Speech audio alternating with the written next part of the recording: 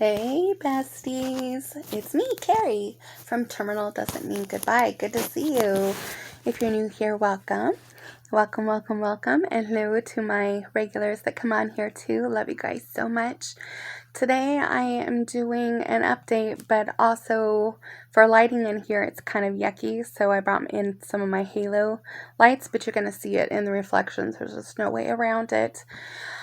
Okay, so today I am at the end of, what is today? It is Saturday, yes. It has been a very kind of a grueling last couple of weeks. I'm still experiencing some side effects from that radiation and some new stuff that is on my back from the radiation too. I ended up, you guys know that I ended up having radiation here and in my spine area for those cancers. I'm stage 4 neuroendocrine cancers, primary location lung. But I did that in February, and it's just now coming up of where I had the sunburn looking thing up front here, but now it has passed through my back too, and it's on the surface of my back, which is really, really interesting. Have you guys ever experienced that before?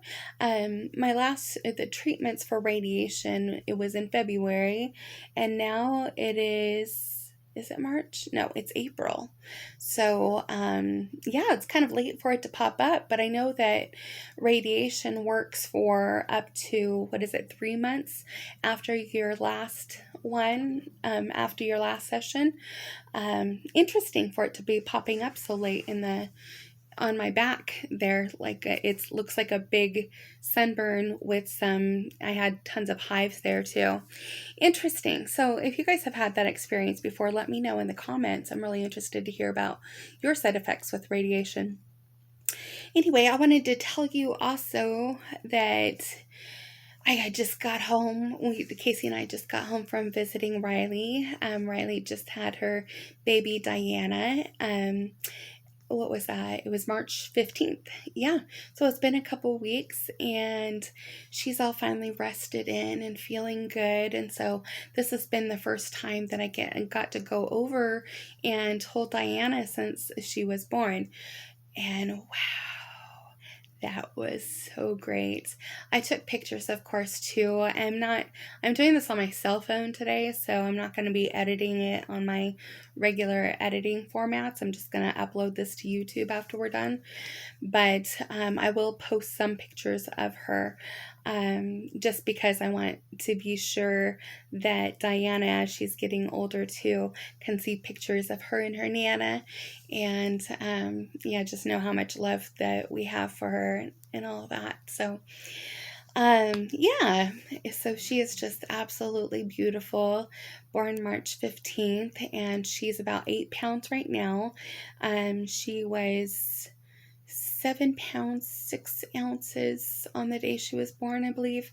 So that's a really small baby for our families. Usually we grow them pretty big. They're, tall, good-sized babies. My babies were all pretty big too, but Diana wasn't. She was, one of the smaller babies. Both Riley, my daughter, her mama, Riley was 8'11" when she was born, which isn't too big, but she was born several weeks early, so that way I could pass her instead of having her to the point of where she's so big that I couldn't pass her. So my oldest daughter was 9'1", born the day she was due. Riley was born May 10th. It doesn't matter, but she was 8 pounds 11 ounces and 22.5 inches, tall baby. And then my twins were born 10 months after Riley was born. Their ages, they just turned 20 on March 17th, St. Patrick's Day, but they were born several months early. It was a me issue, not them, and they were 5'11" and 5'5", so that was huge for, they should have been on about 2 or 3 pounds apiece. It was amazing. They were 5'11" and 5'5", and both of them were 20 inches long, so that's pretty big babies for that early, So I was really surprised that Diana was so tiny, but it is what it is. She's super healthy, super good. Just passed, she had a little bit of jaundice there, but that's really passed. Parents are super rested. It's amazing watching my daughter be a mom. It's the biggest trip in the world.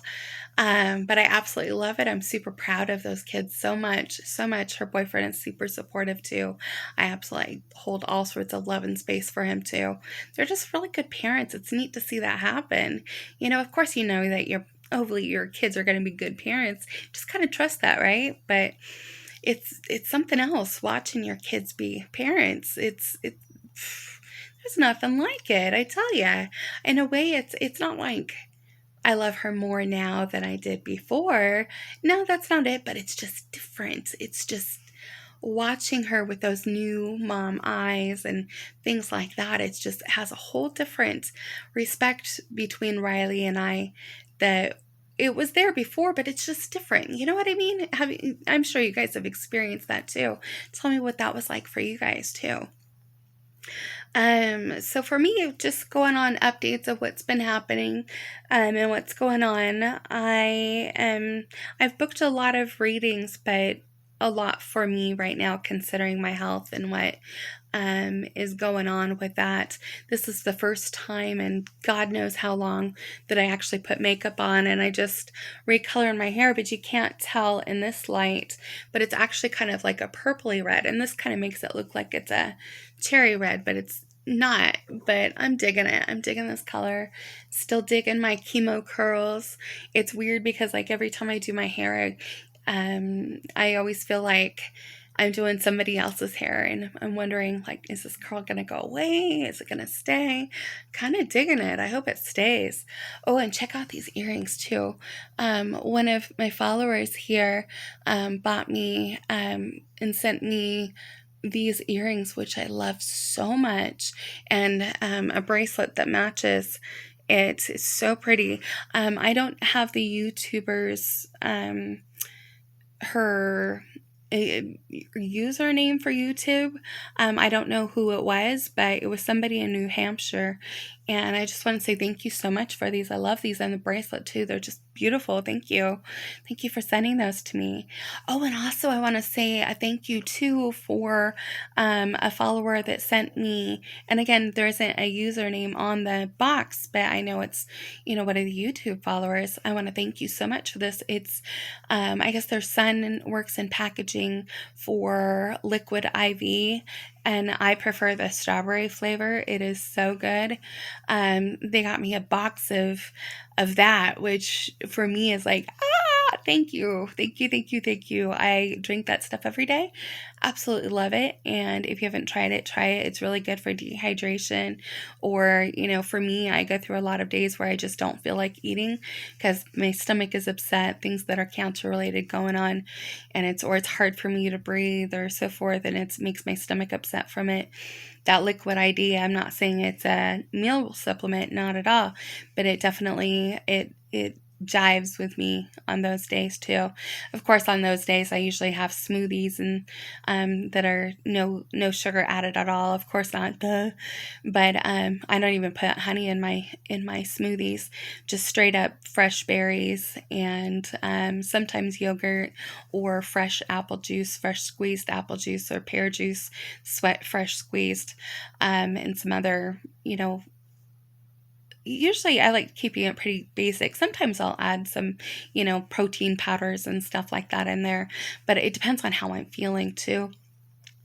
But lately, this is kind of off topic, but on topic, I've been craving all sorts of berries like crazy. And usually, when you're craving berries, it's like a signal that your body is lacking on vitamin C, antioxidants, all sorts of the vitamins that those berries have in them. But it's also, those berries are anti-inflammation, which for me is super helpful. Another one of the things that I put in my smoothies and I live on is bananas. Bananas for me definitely help settle my stomach too when on there's plenty of days where I'm not able to eat. And yeah, so I just wanted to check in with you guys, see how you're doing. Again, I've got, my readings going on this week. And just a lot of keeping up with health. I'm going to be doing tons of appointments in the next week or two. I have another sleep study that is coming on, and that's because I have really severe sleep apnea. I was born with it. It's something I just never outgrew. And it's the kind that it's a regular CPAP doesn't work for it, because I have a CPAP, but I wake up in panic attacks when I stop breathing at night, and I stop breathing a lot during the night. So, and that has to do with it has to do with my cancer because of where it's pressing, and it has to do with other health